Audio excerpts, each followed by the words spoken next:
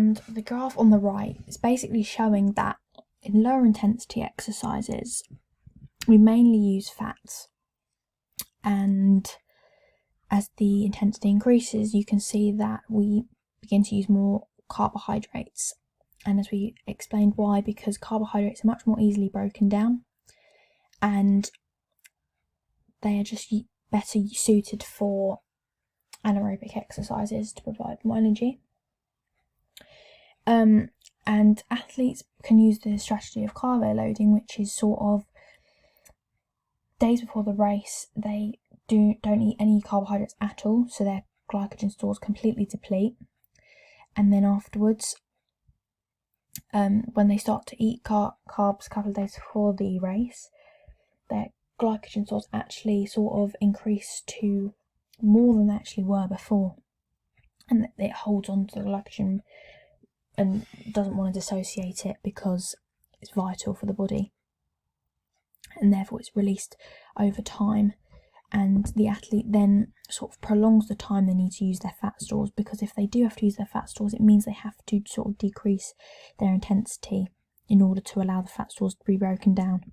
So at any cost, we can try and avoid using fats and trying to use carbohydrates. And the graph on the right is just showing that ATP-PC system is, we can see it's used for high intensity, but it has such a short duration because the ATP is used so quickly and it depletes. Therefore, then we have to switch to using our glycolysis system, which we can sustain for longer, which is more likely to be using a 200-metre sprint, whereas the ATP-PC is more likely to be a 100-metre sprint, and we may actually have to use the glycolysis system within that.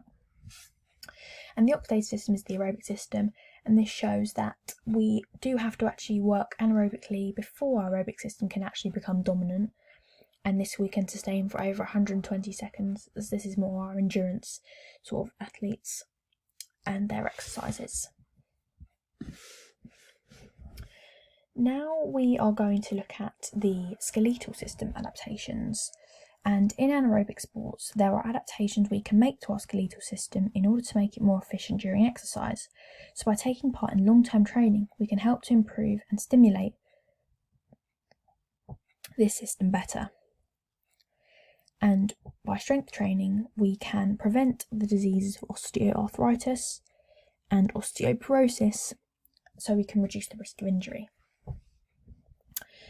One adaptation of the skeletal system is the increased thickness of the hyaline cartilage. This is the substance that covers the surfaces of the bones, acting as a protective layer to absorb impacts to prevent injury and prevent friction by the bones rubbing against each other and wearing away the cartilage and the bones themselves to cause injury. So by training, helps to thicken this layer around our bones so they are less susceptible to injury, because then we can absorb the shocks more easily. One way this is achieved is through the athlete training continuously so the body can adapt over time. Anaerobic athletes like a long jumper will benefit from having increased thickness of hyaline cartilage around their bones, particularly at their knees, as they induce lots of impact from the sprint and the jump phase and then onto their landing. But the example of a weightlifter will also benefit from this, as due to the high intensity of their sport and the resistance from the weight causes a lot of strain on the joints, specifically at the ankles, knees and elbows. This also links to the adaptation of having more osteoblasts, osteoclasts and osteocytes within the body. And the osteoblasts particularly have the role in producing new cells at the periosteum to make the bones more dense. This can help with the bone reformation as well. And by having more osteoblasts, osteoclasts and osteocytes, it means this process happens much more easily and ossification happens much more efficiently, so that we can sort of rebuild the bones without having problems and sustaining these injuries.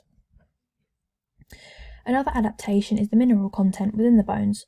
We have stores in our bones to help with strength, bone reformation and preventing health conditions. So we require a constant adequate supply of minerals like calcium, phosphorus and vitamin D. Long-term training helps to prolong the aging that happens to our bones, which in an athlete's position is very important, because not having efficient bones will decrease the range of movement and make them more susceptible to injuries. But not just for athletes, for people in general who just exercise. more by maintaining their healthy lifestyle will have a greater bone mass. So by taking part in regular exercise helps to maintain the bone mass and therefore reduces the risk of osteoporosis and osteoarthritis occurring. So it helps on a health aspect too, as well as just an elite performer. So by taking part in long-term exercise will ultimately increase the calcium stores within the bones, which is important at preventing osteoporosis occurring. And if we apply this to a weightlifter, their program, which consists of weight training and resistance exercises, it would help them, by these resistance, would help them to keep the bone mass appropriate so they can continue to lift the weights and without causing an injury and the bones rubbing against each other to decrease the range of movement. So, because ultimately, if the range of movements especially decrease at the knees and the arms, they're going to sustain a lot of pain, and that's going to sort of decrease their performance. They wouldn't be able to actually execute the whole movement, and they may actually have to give up because the pain is too unbearable. It's also important to athletes that take part in game sports like football. The athletes may have a program that consists of cross-training, where they use more than one type of training to develop a range of components. An example is they may use interval training to develop their speed and agility, but also use resistance training or circuit training that involves exercises to help develop their strength and power and their agility. The resistance training would be helpful to them as it would help during a tackle where an opponent performs a slide tackle in an attempt to regain possession or intercept a shot. It will reduce the risk of the athlete sustaining an injury like a break in their bones during the contact. Overall, it just helps their general health as well. Another adaptation is the increased production of synovial fluid.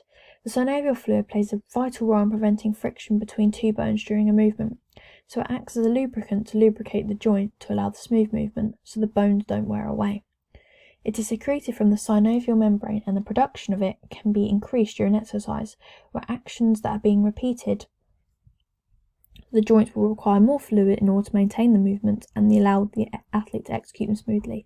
So an example of this is shot put. When the athlete has 3 attempts, they will need the constant supply of synovial fluid to keep the joints lubricated so they can perform the actions repeatedly. By not having an adequate volume of fluid surrounding the bones will result in a reduced range of movement, and therefore it will be difficult to execute some of the positions that are required within the sports.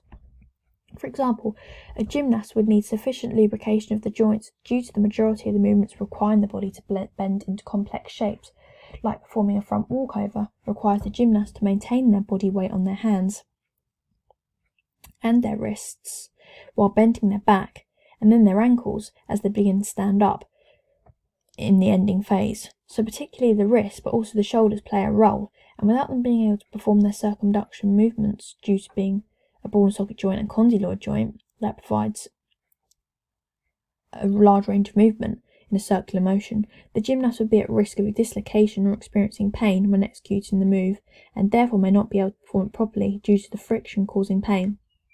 And similarly with the weightlifter, it would benefit them by having increased production of synovial fluid because of the strain being put on the bones, particularly the knee and elbow joints. By having more lubrication would offer more protection when lifting the heavy weights, and to help with joint health to prevent the risk of injury when the athlete quickly releases the weight to reduce the damage to the tendons and the ligaments of the bones. And as we have recently talked about, the ligaments and the tendons being stronger will allow these to pull on the bones to produce a larger range of movement. So this always really helping in terms of the range of movement, which is really important, because if the range of movement is compromised, the athlete then cannot perform the action well and may actually result in causing an injury to them if they can't actually produce the movement properly and generate the force. So by having this flexible ligaments and tendons will help to stretch the bones further and the muscles, but preventing the idea of hyperextension, which we don't want the athlete to sustain. So these are really important adaptations for our bones, so we can not only provide a better range of movement, but so if there's damage to our bones after, for example, dislocation or break, the bone reformation can lay down new cells. The osteocytes can sort of mineralize the old cells, so reabsorb, so then we can form the bone without and maintain this healthy bone mass. So now we're going to look at the aerobic section and the overall endurance adaptation requirements. So the main objective of aerobic training is to increase VO2 max, which is our ability to use oxygen per minute. And the fitness tests like the multi-stage fitness and Wingate tests can help us to the amount of oxygen we are consuming, and therefore our VO2 max. For example, at pre-training, our pre-training score in the Wingate test could be 48 millimeters per kilogram of oxygen per minute, and then at post-training it could go up to 52 millimeters per kilogram. So we would see an increase in our VO2 max because the amount of oxygen we are using has increased. And this is the main concept we want to improve from aerobic training. The main adaptation to improve our VO2 max. So athletes like marathon runners would be adopting a training program that specifically focuses on improving their VO2 max so they can use oxygen more efficiently throughout the race and be able to run at the high intensity for extended periods by prolonging the fatigue. This is achieved by having a more efficient cardiorespiratory system, so oxygen can be distributed in the blood faster from gaseous exchange in the lungs at the alveoli. It's also important for our general health as well, by taking part in sort of longer duration exercise, not necessarily at a higher intensity or a moderate intensity, can aid our cardiovascular health and our body systems as well.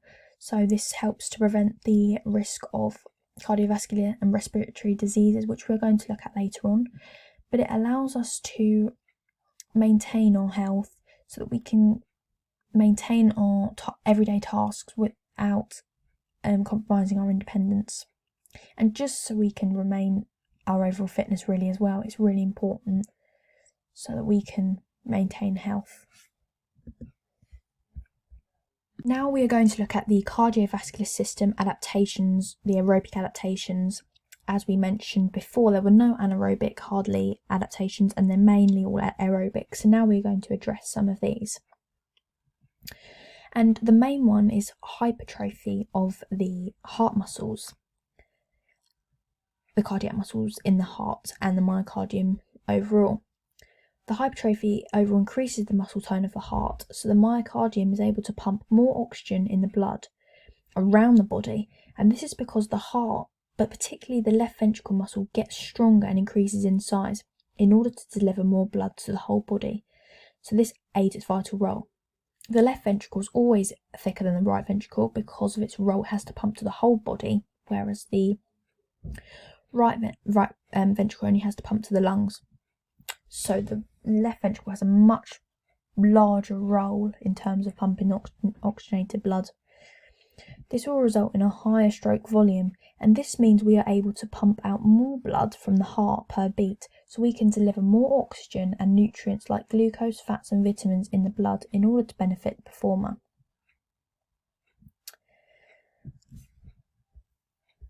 Is shown by the diagram at the bottom. By having a thicker myocardium will allow this adaptation to the heart to become stronger and pump more blood around the body. And so by having this hypertrophy means that we can experience something called bradycardia, and this is when there is a lower heart rate below 60 beats per minute, which is the average resting heart rate, as having a lower resting heart rate means a larger stroke volume is accumulated at rest. So we need the same cardiac output per minute, but this depends on our cardiovascular fitness. And this is a strong indication of cardiac hypertrophy. So by having bradycardia is one sort of adaptation from the idea of hypertrophy. It means we can have our heart rate, a lower heart rate, so when we actually exercise, our heart rate doesn't increase as much, and this is because the adaptation means that the heart doesn't actually have to pump as much oxygen around the body, as blood is around the body, because we have a larger stroke volume. So when we actually eject the blood from the heart, it actually has more oxygen in it, so we don't actually have to pump as often because of this larger stroke volume.